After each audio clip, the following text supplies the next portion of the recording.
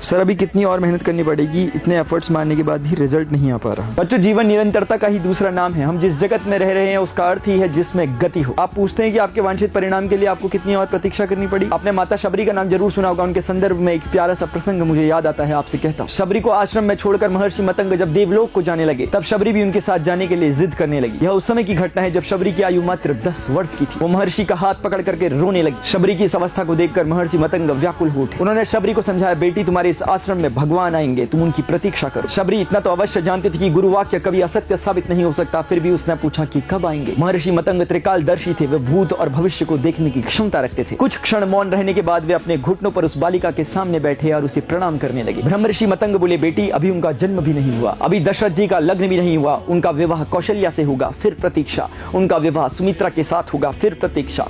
फिर उनका विवाह कैकेयी के साथ होगा, फिर प्रतीक्षा। और फिर मर्यादा पुरुषोत्तम भगवान श्री राम का जन्म होगा। फिर उनका विवाह माता जानकी के साथ होगा। उन्हें 14 वर्षों का वनवास होगा। अपने वनवास के अंतिम वर्ष में माता जानकी की खोज में वे तुमसे यहाँ आकर तुम्हारे आश्रम में मिलेंगे। माता जानकी की खोज में वे यहाँ आएंगे। तुम उनसे कहना कि वे सुग्रीव से मित्रता कर ले और उसको उसके ही आतताई भाई बाली के संताप से मुक्त करें। वह नन्ही सी बालिका एक क्षण के लिए तो किम कर्तव्य विमूढ़ हो गई। इतनी लंबी प्रतीक्षा आखिर वो कैसे करेगी। फिर महर्षि मतंग बोले, वे भगवान है, वे अवश्य आएंगे बेटी, लेकिन यदि उनकी इच्छा हुई तो काल दर्शन के इस विज्ञान को परे रख कर रखिए, वे कभी भी किसी क्षण तुमसे आकर मिल सकते हैं, लेकिन वो आएंगे अवश्य। गुरु के आदेश को मानकर शबरी आश्रम में रुक गई। प्रतिदिन प्रतिक्षण वह भगवान राम की प्रतीक्षा करने लगी। वे जानती थी कि वे भगवान है और समय का चक्र उनकी उंगलियों में नाचता है और वे कभी भी आ सकते हैं। इसीलिए उनकी प्रतीक्षा में मार्ग में प्रतिदिन फूल बिछाती। समय का चक्र शबरी बूढ़ी हो गई, लेकिन अभी भी वह उस अबोध चित्त के साथ भगवान की प्रतीक्षा कर रही। और एक क्षण वह आ ही गया जब शबरी के बिछाए पुष्पों पर भगवान श्री राम ने अपने चरण रखे। शबरी का कंठ अवरुद्ध हो गया। उनकी आंखों से आंसुओं की धारा। गुरु का कथन सत्य हुआ। भगवान उनके आश्रम में आए और शबरी का फल यह रहा, जिन माताओं ने कभी राम को अपना जूठा नहीं खिलाया और आज वही राम शबरी के जूठे बेर खा रहे हैं। एक तक दोनों भाइयों को निहारने के बाद वृद्धा भिलनी के स्वर फूटे। बोलो राम, शबरी की कुटिया को ढूंढने में किसी प्रकार का कोई कष्ट तो नहीं हुआ। राम बोले, माँ यहाँ आना तो मेरे जन्म से पूर्व निर्धारित था, इसमें कष्ट का क्या मूल्य। शबरी बोली, एक बात बोलूं राम,